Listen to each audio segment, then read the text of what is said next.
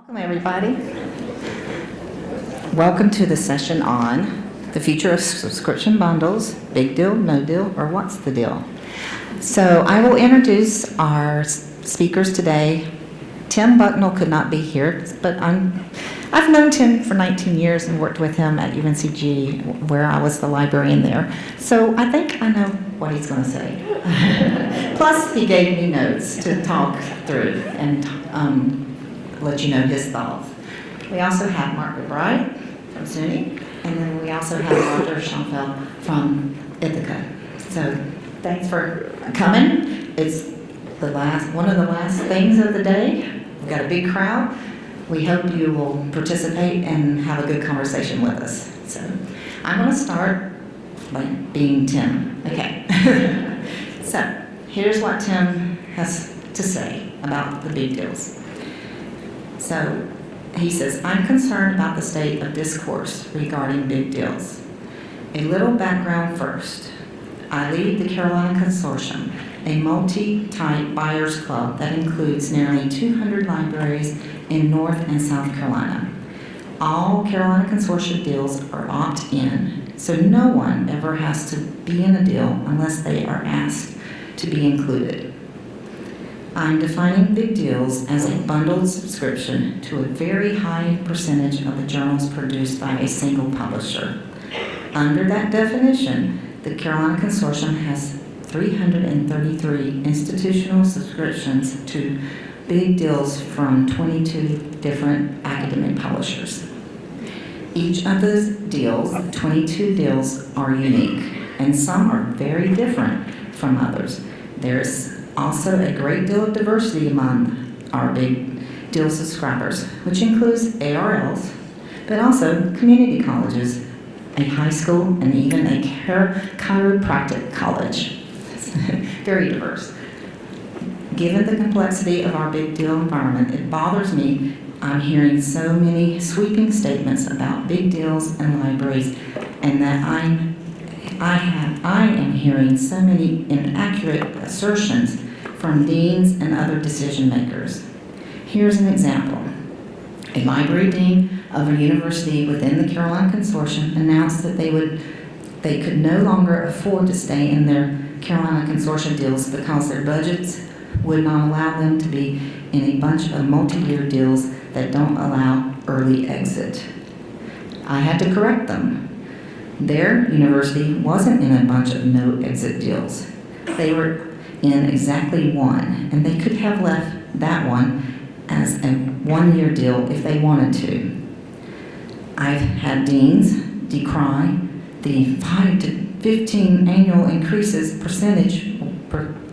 percentage increases associated with big deals. I have to tell them none of my 22 deals increases by that much. I've had deans complain that the big deals require you to take a bunch of new launches that you may or may not want. Of the 22 big deals, we only have one that does that, and I make that fact very clear to any school that opts into that special deal. I've had deans assert everyone is abandoning the big deals. That's certainly not true in the Carolinas, where the number of big deal subscriptions has been growing but not shrinking. In 2019, we had 12 schools join big deals and only 3 drop, for a net of a 9 increase. In short, some decision makers are relying on a view of big deals that is out of step with the reality of the deals they are actually in. That's particularly problematic right now because we are in a time of change and experimentation with big journal packages. I applaud the transformational deals negotiated by the system, the UC system, Viva, Ohio Link, and others. My own consortium is finalizing negotiations on transformational deals with Wiley, IGI, and Carger. I hope we can gather accurate information and data on these new models and compare them to accurate information on the traditional models. That's what we should be doing as librarians and libraries. Our profession is about making sure that everybody has the best and most accurate information possible. Thank you. two. There's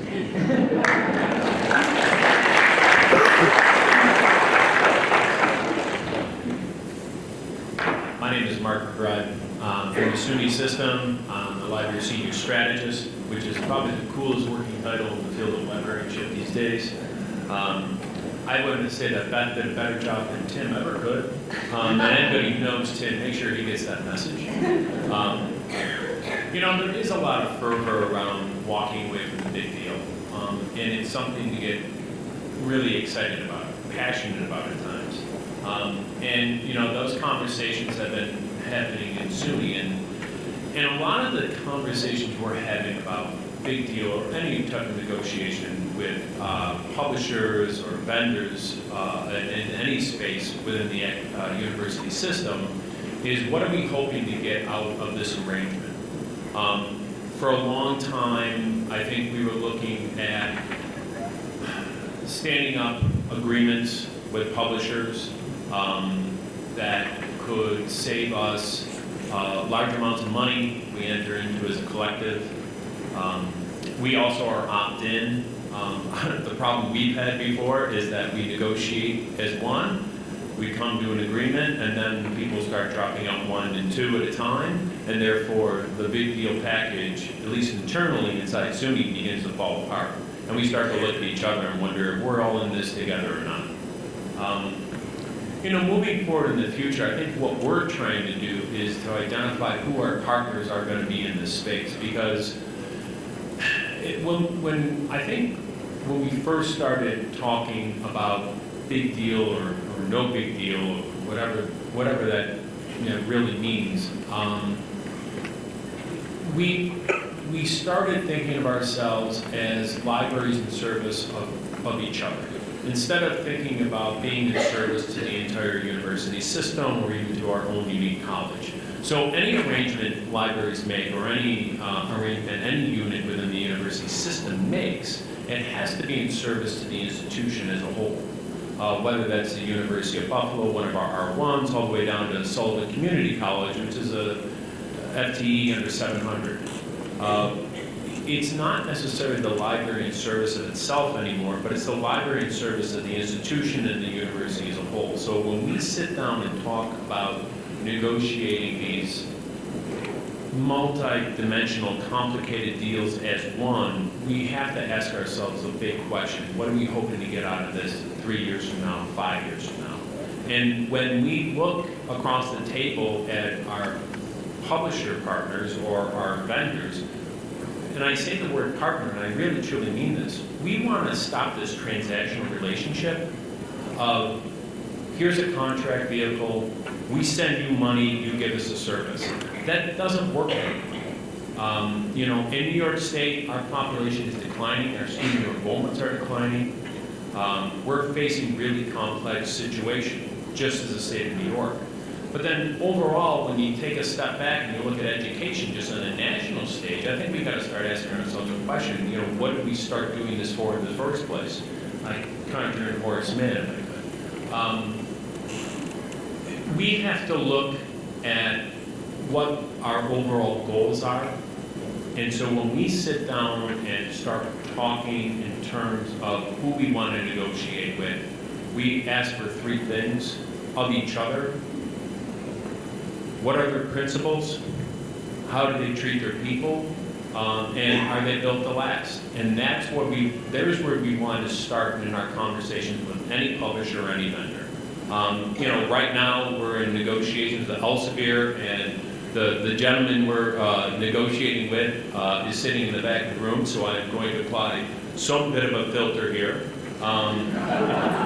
But I think, you know, with Elsevier, the publisher, you know, who's even sitting in the room, I think Doug would even admit that, you know, the conversation we're having at the table now is much different than the conversations we've had in the past, where it had been typically transactional, and now it's different because we're looking at 5 years from now instead of just getting through to the end of this next contract cycle.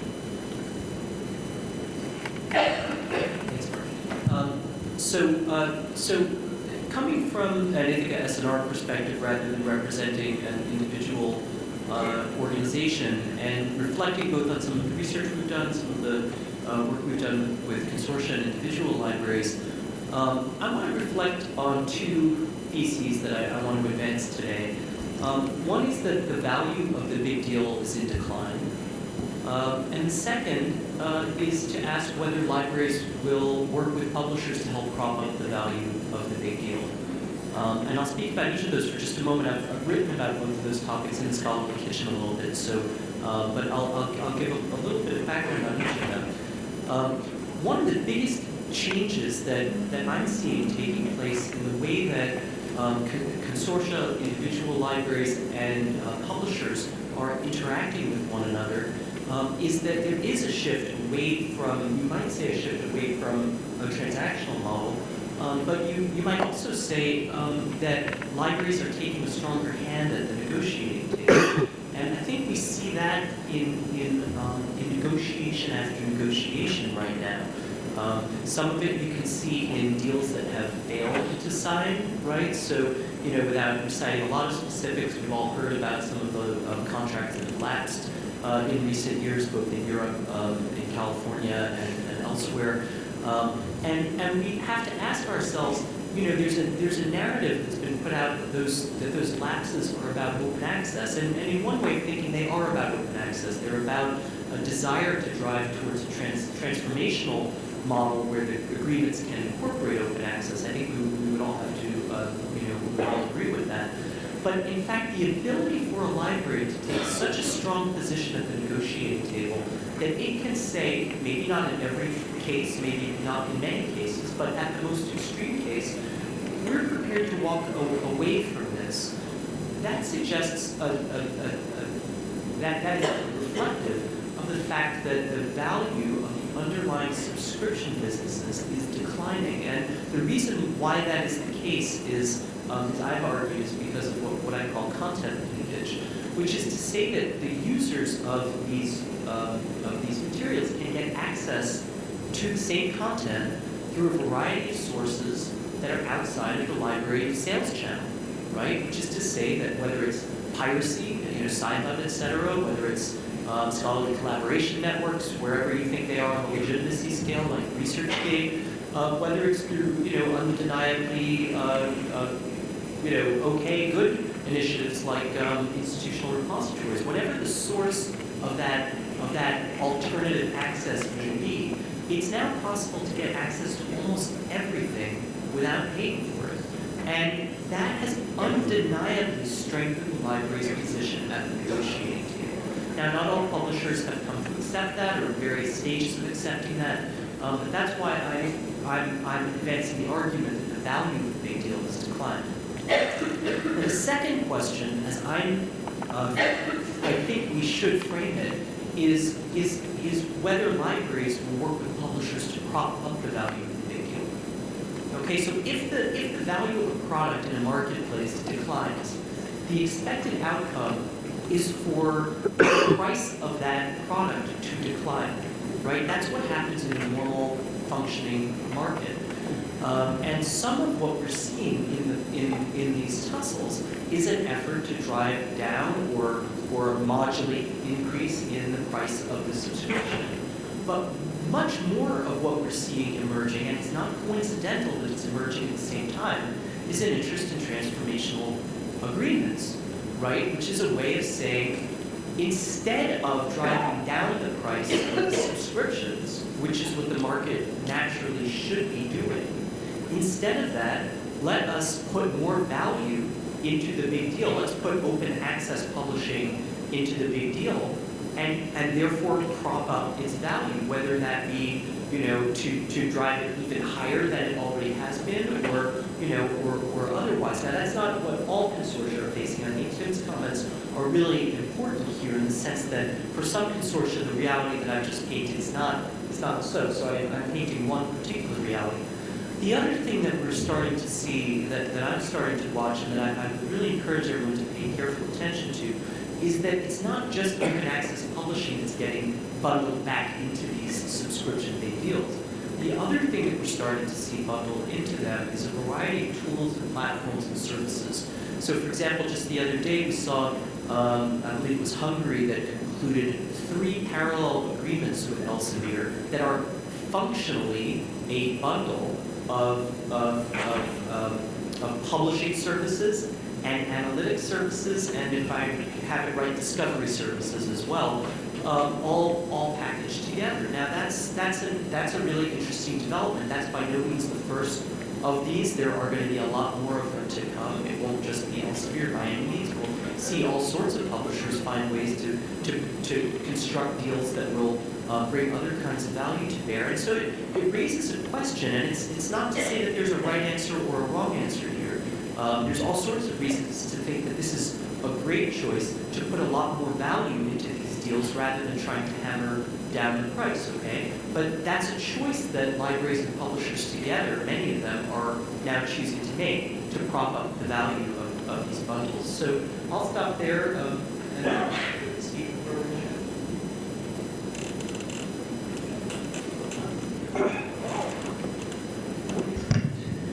So we definitely want to have a conversation. So we decided to just have everybody say what they thought, and then we would open it up for conversation. I do want to address the negotiation of terms. I know Tim would say that he has every time negotiated better terms for his agreements every time. He started out when 15, 20 years ago. Those agreements have gotten better each time. Better percentages, better options, better added value to those.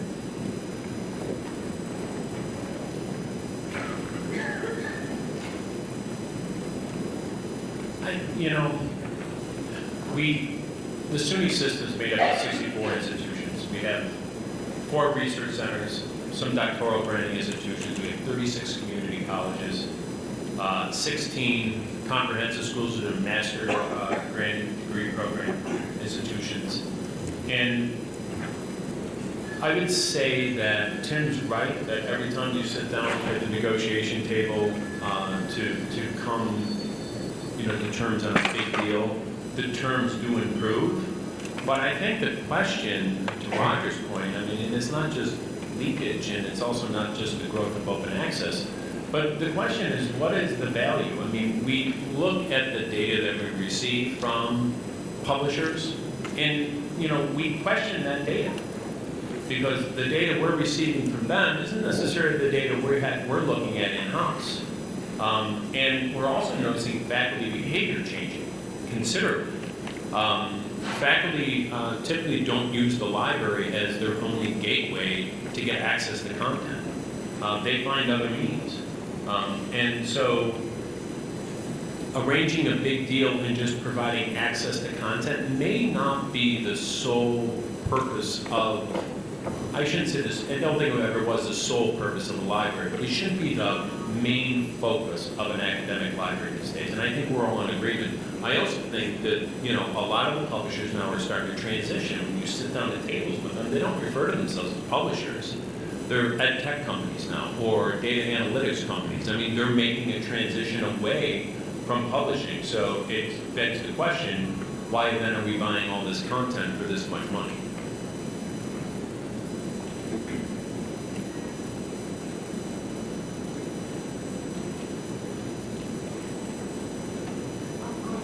Hi, Athena Hefner, University of Central Florida. So I have a question that's maybe a little bit in support of the big deals. That is, what about our role as stewards of the content? Sci-Hub obviously does not have that role, and of course JSTOR does, but many of the other publishers, I'm not sure that they have that role in the long term either.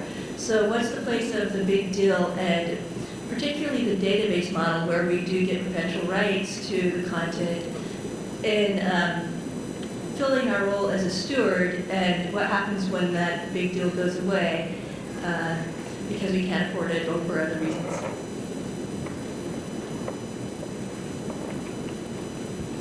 I'm so glad you bring that up, because I think for myself, I think preservation, digital preservation in this case, issues around post-cancellation access and maintaining access to content are issues of the first order for all libraries and librarians. The marketplace in which libraries operate is one where they have choices to make about which values to bring most to bear. And I think we have seen a lot of good work to bring preservation and post-cancellation access and other kinds of considerations like those into the big deal models. And lots of you all in this room and your colleagues have done important work to advocate, if not actually to build those services yourselves. So I think that's a really important thing to bear in mind.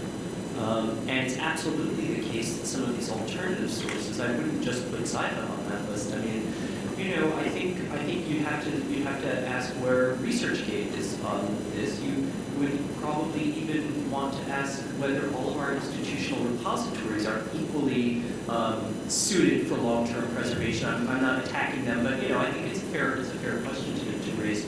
And so so as we think about how this market is evolving, certainly my perspective is not that we should throw out all of the good with the bad. On the other hand, if libraries don't take advantage of some of the factors that are driving change in the value of these bundles, this is a fairly singular moment of leverage to kind of reset some of the basic aspects of the system, and we're making choices, each of us at each of our organizations, about what that should look like, right? So, should it be a model where there is, where we try to draw down these existing contracts to the basic, the basic subscription value, and to the extent that a library's looking for open access publishing services, try to find those on the open market, rather than just, crown the existing major publishing houses as the OA royalty, which is in a way of thinking what transformative agreements are doing, right? They're taking the existing major players and saying, here's the OA crown. And, that is the most seamless way to make that transition. That is the most preservation positive way to make that transition, in all likelihood. But it may not be the best way to make that transition from other perspectives. So I think we have to kind of grapple, each of us, each of our organizations and consortium with how to get that balance right. So I think you're absolutely right to foreground preservation as a factor in that mix.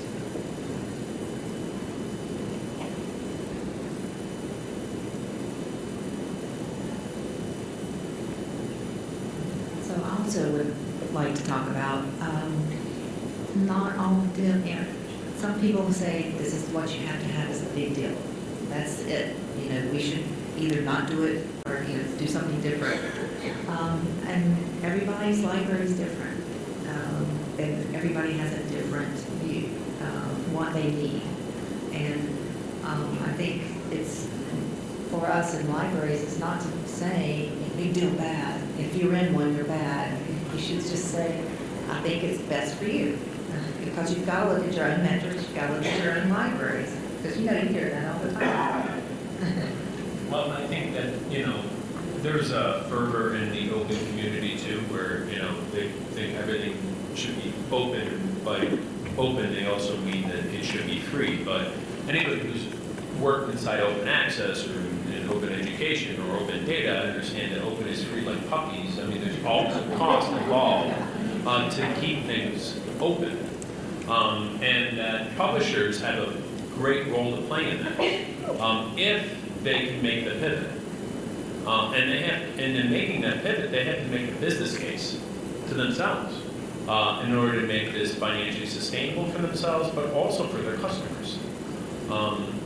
And so, as we start to look at this transition to more open access, more open data, I think the publishers that understand the business case will be able to make that transition much more fluidly than, let's say, others that have struggled with it. And primarily, I think you've seen this probably in the textbook marketplace, that there's publishers in that space that have really struggled to make that pivot. And I understand Elsevier owns a big footprint in the open access space. I think Springer's making some interesting moves. But I've yet to understand what their business case is. Hi, I'm Gaynor from the Microbiology Society, and I've just observed that the big deal is something that helps librarians in the sense that a lot of the large publishers have consolidated hugely by selling their services also to smaller publishers and society publishers. A lot of their portfolio is built up of those small publishers who find it very difficult to negotiate and have the same leverage with libraries. And I suppose my comment is just, is it easier to deal with one big company rather than 50 small society publishers?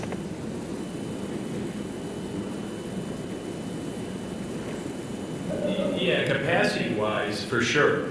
But you know, putting all your eggs in one basket, you know, at the end, it will come back and bite you.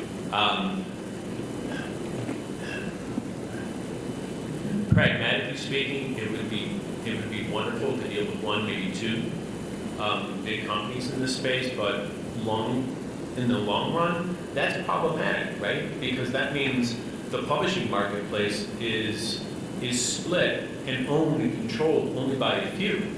And that limits the voices that contribute, and it also limits our ability to negotiate better terms for ourselves as institutions. Yeah, I will just observe that the economies of scale that drive the answer to that question, both on the publisher side and on the library side, are overwhelming, right? As Mark said, if you had only one or two vendors to buy from, that would cut down on overhead tremendously. Having only 50 rather than 1,000 cuts down on overhead tremendously. But I think there are all sorts of structural implications of those bundles also, right? Which is to say that materials of higher value and lower value, publishers of this type and that type, are all bundled together. And so one of the questions that is probably worth asking is whether those relationships are still beneficial for relationships with the library community. That's another way of thinking about it. It's not just about the economies of scale and thinking about each journal as a widget, right? But actually for those societies that are trying to establish themselves as hosts of relationships and professional professional or scholarly groupings. Interesting to think about what the implications there might be.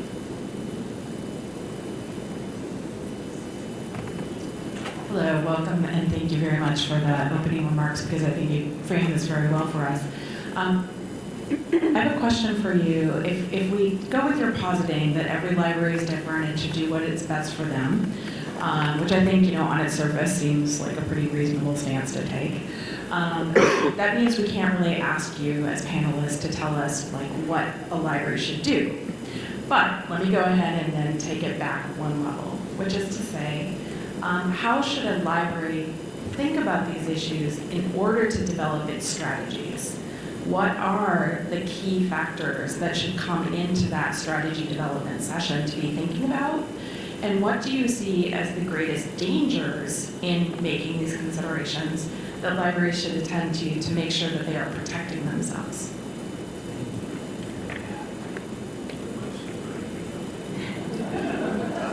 Yeah, I don't know that I have a comprehensive answer to that question. Certainly, it's a good one. I think that if you look at libraries trying to make decisions about how to position themselves in this environment, there's a combination of economics and other kinds of values that have to be taken into consideration, and that can happen either at the level of an individual library or at the level of collective. The economic factors are the easier ones to calculate, and they're the ones that I've been focusing on in my presentation today. But I think there are also very much non-economic values that, as Athena's question pointed out, I think is need to be on our radar as well. So in terms of what that should mean pragmatically, I've been I think there are questions about just at the most basic level. If 10 libraries each have their own big deal, and they believe they can make a radical savings by coming together into a consortium, that would be a great thing for them to do. And there are consortia directors, Tim, if you were here today, who would argue that there are substantial savings and other kinds of non-economic benefits also in terms of the non-economic terms of the licenses that are improved by working at a consortial level. Now, as to the question of at what point should I'm not sure any of us are actually arguing against big deals. I'm not sure that that's what any of us are exactly arguing. I think to state my position, it's that I'm arguing for a specific definition of a big deal. I'm arguing to be clear about what definition we're talking about, in the sense that what I'm watching take place is a movement to ever expand what they are. Let's put the books inside of the journals packages. Let's put the analytics tools inside. Let's put open access publishing inside. And I think the kind of strategic consideration that any individual library has to make in that is, do we want to strengthen the hand of the party that we're negotiating with? And there are, was it from Tim's remarks that there's 30-some, 22 publishers or others that they see as big deal providers. So we're not just talking about 1 or 2 or 3 or 4 major commercial publishers. We're talking about a much broader group of institutions that I'm sure include scholarly societies and university presses and others. And so, it may be that the answer isn't the same for all of those. But to my mind, that's really one of the key questions as I'm framing it. I think I've kind of moved a little bit away from the question that Lisa wants to ask. But it feels to me not as a question of should there be a big deal or not, but rather what is the big deal that is in the library's interest to try to push forward. So, Lisa, let me peek behind the curtain on how we tend to operate within SUNY and historically. So it was a foregone conclusion for years that we would buy in packages as one, and nobody ever questioned it. And I think probably about 2015 is when we started to see libraries break off from that within the SUNY network. And the first reaction was 2015. We had one of our doctoral institutions walk away from the Elsevier deal. And that cost the SUNY system, my office, money. We had to put money on the table to make the contract whole. And at the same time, it put stress on other institutions. It also caused a few other institutions, smaller community colleges, to say, well, if a doctoral can walk away, why can't we? And that's when we started to see that the big deal was losing value. Not that the publisher didn't add value, but for us internally, it was losing value because libraries felt strategically, at least these libraries felt strategically, it was in their best interest to not take part and to pursue other options and other alternatives to either secure that content or just live without it. And that was an eye-opening experience. And here we are again, with our contract set to expire, and we're trying to keep the herd together once again. And it's becoming more and more problematic. I mean, Roger's discussion about leakage alone and the fervor around open access and storming the gates and closing and, ripping the big deals down to nothing at all, that is all in that negotiation with ourselves and just keep the path as one. Hi, Yeah, my question actually is directly along those lines, consistent with earlier questions. So, Jason Price from Skelk Consortium. I kind of want to ask, what are the dangers of not propping up the big deal?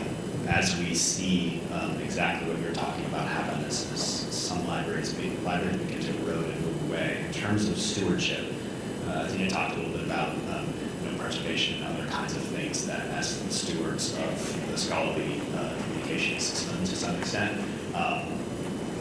are an argument for maintaining the big deal. I wonder if there's not another one. And I mean, I'd love to see us move past it. I don't really want to, but I'm in that place, in the same place you are, working with consortium libraries and trying to say it's hard to keep us together. But do we really need to stay together? What will happen on the APC side? Do we need collective bargaining to address the APC costs and to try to keep this from devolving to an individual author's thing all around the country and the world, to the point that then the lack of power of those individuals leads to a market that could destroy the scholarly communication ecosystem to some extent, right? So, if there's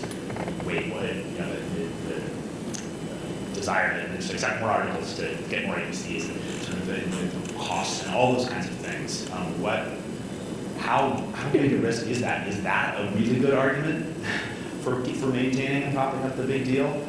That's one of those dangers that I think about, and I can't get very far thinking about it. I can't understand it very well, but I feel like that's the kind of danger that we absolutely have to be figuring out as we're talking to libraries and they're making these choices and trying to say, do we prop this up or do we not?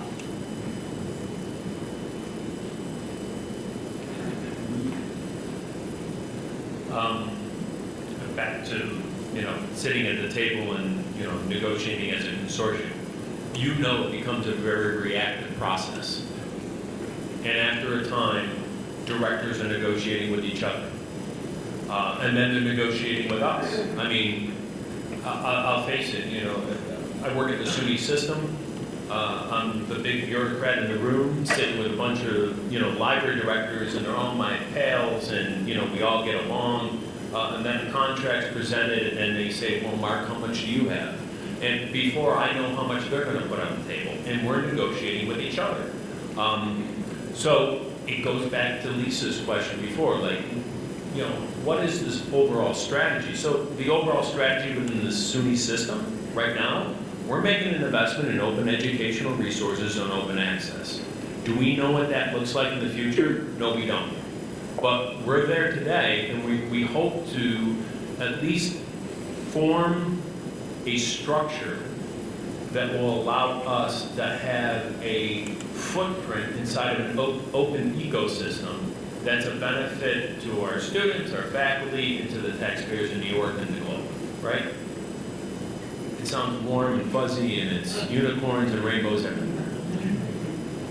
The other side of it is this.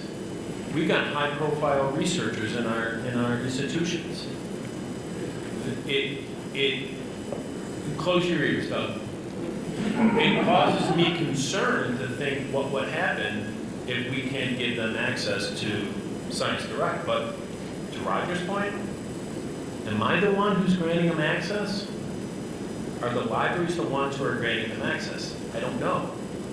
But the stewardship, the preservation of the material, that's at the core of what we do. And that's the wrestling match I had with myself ethically and with my colleagues. And we're at a time where we really don't have the answers, but I can tell you, I don't want to go down the road of negotiating with my partners again, with the directors in the room, the other people in the consortium. I'm exhausted by that.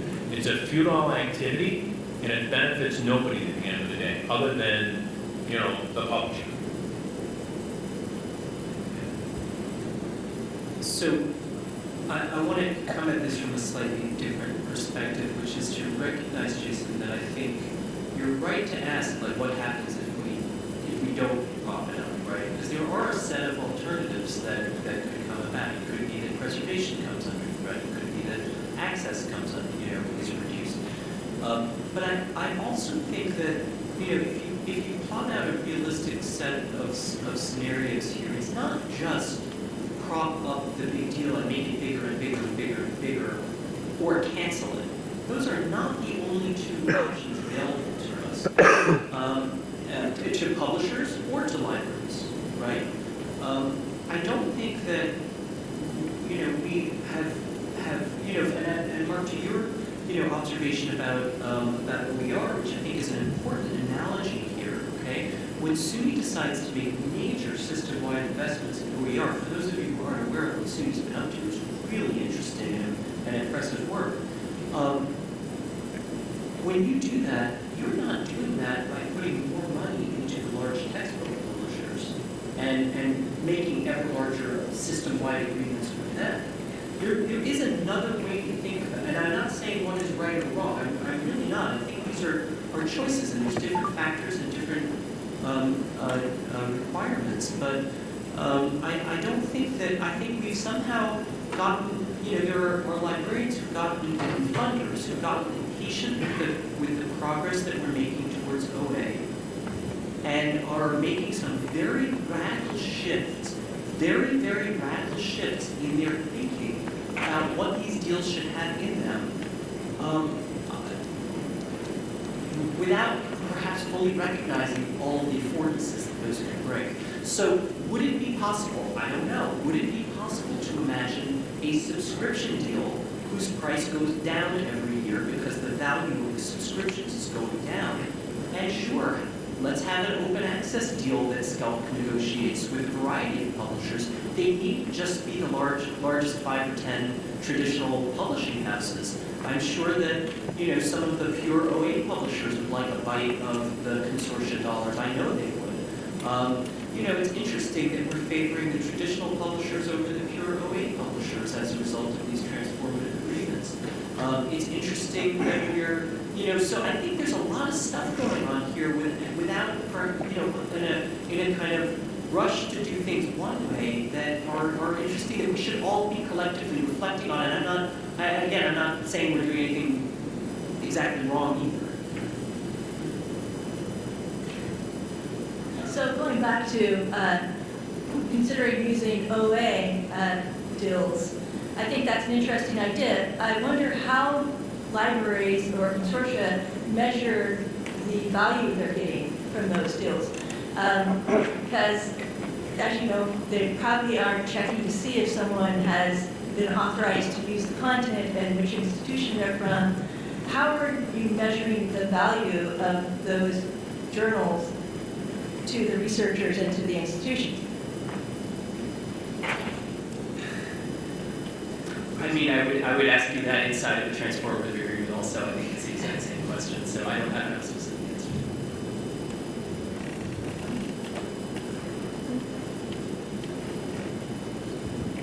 David Tyler, Nebraska.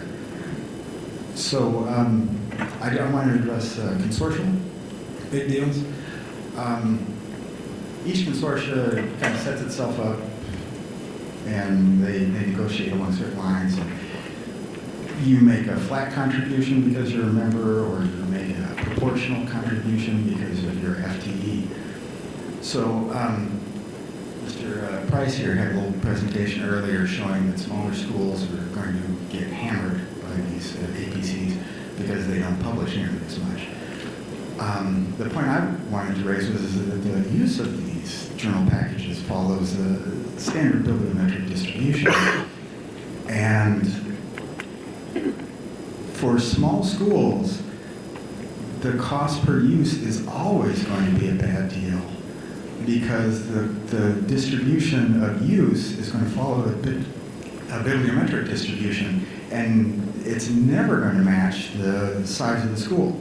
So if I'm a small school and I'm 5% of the FTE in the consortium, I'm not going to get 5% of the use of this journal package. I'm only going to be 2%. So we're making a consortial arrangement based on usage make these packages more attractive to small fish in big ponds. So, for about 20 years now, the way SUNY has operated in that consortial package deal is that we're not just framing it as one deal. So a smaller school, let's say, takes a bat, so to speak, and let's say a negotiation with, Elsevier. We use them as an example.